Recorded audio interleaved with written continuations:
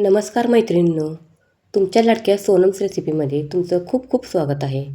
आजची ही रेसिपी पाहून आश्चर्य वाटणार आहे, कारण आज आपण दुधी भोपळ्यापासून अशी एक सुंदर मिठाई बनवणार आहोत की पाहणारा प्रत्येकजण विचारेल, खरंच ही बर्फी दुधी भोपळ्याची आहे का? म्हणून व्हिडिओ शेवटपर्यंत नक्की पहा, कारण मध्ये मध्ये मी काही महत्त्वाच्या टिप्स सांगणार आहे, ज्या तुमची बर्फी 100% परफेक्ट बनवतील. तर इथे सर्वात प्रथम मी ताजा दुधी भोपळा घेतला आहे. दुधी निवडताना शक्यतो कोवळा हिरवागार घ्या. खूप जुना दुधी घेतला तर त्यामध्ये मोठ्या बिया असतात आणि बर्फीची चव थोडी कमी होते. आता आपण याची साल काढून घेऊया. साल काढताना खूप जाड साल काढू नका. फक्त वरचा पातळ भाग आहे ना, तो आपल्याला काढायचा आहे.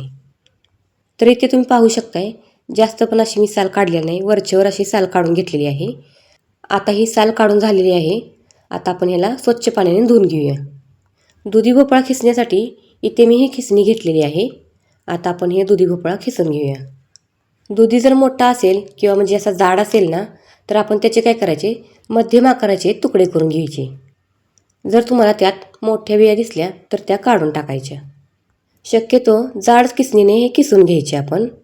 इथे एक महत्त्वाची गोष्ट लक्षात ठेवा, बारीक किसणी वापरली तर दुधी जास्त पाणी सोडतो. त्यामुळे नेहमी जाड किसणी वापरा. पहा, अगदी काही मिनिटात आपलं पूर्ण दुधी किसून तयार झाला आहे.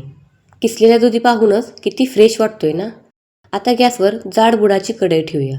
त्यामध्ये 1 ते 2 चमचे साजूक तूप घालूया. तूप वितळताच त्याचा सुंदर सुगंध यायला लागतो.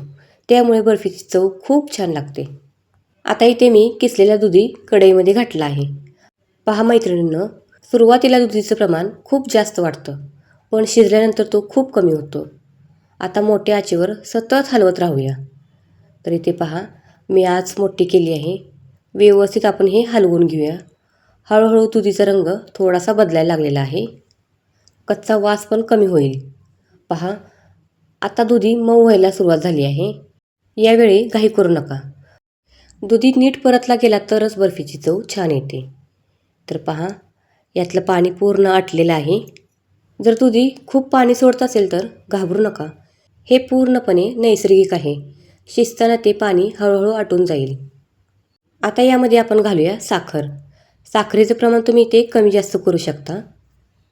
साखर घातल्यावर लगेचच मिश्रण थोडं पातळ होईल, कारण साखर वितळून पाणी सोडते. पण काळजी करू नका, हेच पाणी नंतर आटून मिश्रण सुंदर घट्ट होणार आहे. आता साखर नीट मिसळून घेऊया. पहा मैत्रिणींनो, मिश्रण किती चमकदार दिसायला लागलं आहे. अजून 1-2 मिनटे आपण हे व्यवस्थित असं हे परतून घेऊया. तर पहा, साखर घातल्यामुळे लगेचच ह्याला पाणी सुटलं आहे. आता याच्यावर आपण झाकण झाकून 5 मिनटे ठेवूया आणि लगेचच 5 मिनिटांनी याच्यावरचं आपण झाकण काढून पाहूया. तर पहा, साखरेमुळे जी पाणी सुटलेले ते आटलेले आहे. मिश्रण पण घट्ट व्हायला लागलेलं आहे. आता एक बाऊल मी फुल क्रीम दूध घालते. तर इथे दूध घेतलं आहे, हे यामध्ये घालते. दूध घालताना मिश्रण आणखी मऊ आणि क्रीमी होतं. दूध घालून आपण हे व्यवस्थित हलवून घेऊया. जर तुम्ही फुल क्रीम दूध वापरलं तर बर्फीची चव अप्रतिम लागते. आता सगळं व्यवस्थित हलवून घेऊया. कढईतून येणारा सुगंध म्हणजे खूपच छान येतोय. दूध घातल्यानंतर गॅस बंद करू नका. मध्यम आचेवर शिजू द्या, म्हणजे दुधी पूर्ण मऊ होतो. आता यामध्ये घालूया कलर. हा खाण्याचा कलर आहे. हिरवा कलर मी घातला आहे. आता 1 चमचा यामध्ये घातला आहे आणि हा आपण व्यवस्थित हलवून घेऊया. जर कमी पडला तर आपण वरून थोडासा घालायचा. तर शक्यतो मला तर काही कमी पडलेलं नाही, 1 चमचा बास झाला आहे.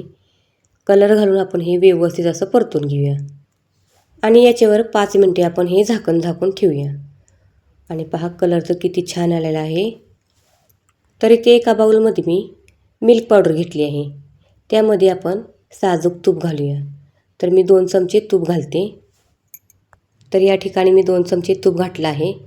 आता चमच्याने चांगलं मिसळून घेऊया. यामुळे मिल्क पावडरच्या गुठळ्या होत नाहीत. त्यासाठी ही टीप लक्षात ठेवा. ही छोटी टीप तुमच्या बर्फीला व्यवस्थित लूक देईल. तर आपण तूप घातल्यानंतर हे व्यवस्थित हलवून घेऊया, म्हणजेच मिक्स करून घेऊया. तर पहा, लगेचच झालं आहे हे मिक्स. गुठळ्या पण झाले नाहीत. आता इथे कढईवरचं आपण झाकण काढून पाहूया. तर पहा, अप्रतिम झालं आहे. आता आपण हे व्यवस्थित असं हलवून घेऊया. दूध अजिबात राहिलेलं नाही आहे, तुम्ही इथे पाहू शकताय. आता कढईतील मिश्रणात वेलची पूड घालूया. अरे वा, वेलचीचा सुगंध आला की मिठाईची मजाच वेगळी होते. आता तयार केलेली मिल्क पावडर घालूया. तर पहा, ही मिल्क पावडर घेतली आहे ना, ती सर्व आपण यामध्ये घालायची. हळूहळू मिसळूया. पहा मैत्रिणींनो, मिश्रण किती सुंदर आणि घट्ट होत चाललं आहे. तर मैत्रिणींनो, माझा हा व्हिडिओ तुम्ही कुठून पाहता? मला तुमच्या शहराचं नाव नक्की कमेंट करून सांगा. व तुम्ही बर्फी कशी बनवता तेही मला कळवा.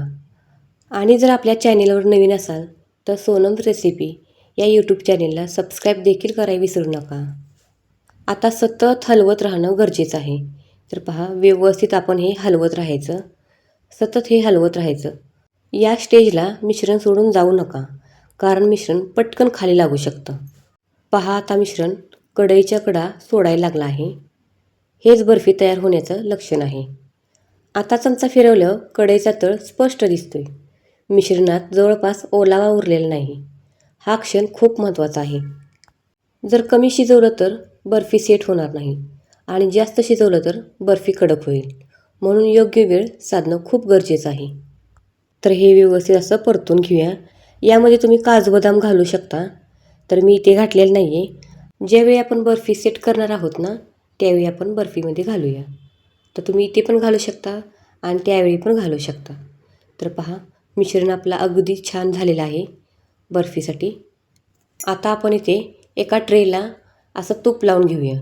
तर माझ्याकडं तर काय ट्रे नाही आहे. इथे मी प्लॅस्टिकचा डबा घेतला आहे आणि त्याला असं तूप लावून घेते पूर्ण डब्याला. तूप लावल्यामुळे बर्फी नंतर सहज निघते. आता तयार मिश्रण आपण यामध्ये घालूया. तर इथे बर्फीचे जे मिश्रण आहे ना, ते आपण डब्यामध्ये घालून घेऊया. तुम्ही बटर पेपर जरी खाली घातला तरीही चालेल. तर मी तूपच लावलेलं आहे आणि त्यावरच हे आपण मिश्रण घालत आहोत. आता हे मिश्रण पूर्ण घातलेलं आहे यामध्ये. आणि आता एका चमच्याने मी काय करते, हे व्यवस्थित असं सेट करून घेते. चमच्याला काय करायचं, आपण तूप लावायचं, म्हणजे हे चमच्याला लागत नाही मिश्रण. तर आता हे आपण सेट करून घेऊया. पहा, किती सुंदर रंग आणि टेक्स्चर दिसत आहे. ही बर्फी अगदी घरच्या साहित्यात आपण बनवली आहे. बाजारातून आपल्याला काहीही आणायला लागलेलं नाही आहे. फक्त मिल्क पावडर तेवढी आपण आणलेली आहे. नाही, दूध पण आपल्या घरात अवेलेबल असते. व जायफळ पूड, वेलची पूड किंवा साखर, हे सर्व आपल्या घरात असतं साहित्य. तर इथे बर्फी मी चांगली अशी सेट करून घेतलेली आहे चमच्याने. आता थोडीशी सजावट करूया. आता वरून बदाम आणि पिस्त्याचे काप घालूया. सजावटीमुळे बर्फी दिसायला सुंदर दिसते आणि चव तर अजून वाढते. तर काजू बदाम पिस्त्याचे ते मी छोटे छोटे काप केले आहेत, ते या बर्फीवर आपण घालूया आणि छान असं चमच्याने सेट करून घेऊया. आता आपण काय करायचं, चमच्याने हलक्या हाताने याच्यावर प्रेस करायचे, जास्त पण दाबायचे नाही. तर पहा, अगदी हलक्या हाताने मी ते प्रेस करत आहे. व्यवस्थित असं सर्व बर्फीला आपण सेट करून घेऊया. किती छान दिसते पहा, अगदी आत्ताच खाऊ वाटते का नाही. आता ही बर्फी आपण 2 ते 3 तास सेट होण्यासाठी ठेवूया. तर ही मी फ्रीजमध्ये ठेवली नाही, अशीच वर फॅनखाली ठेवली आहे.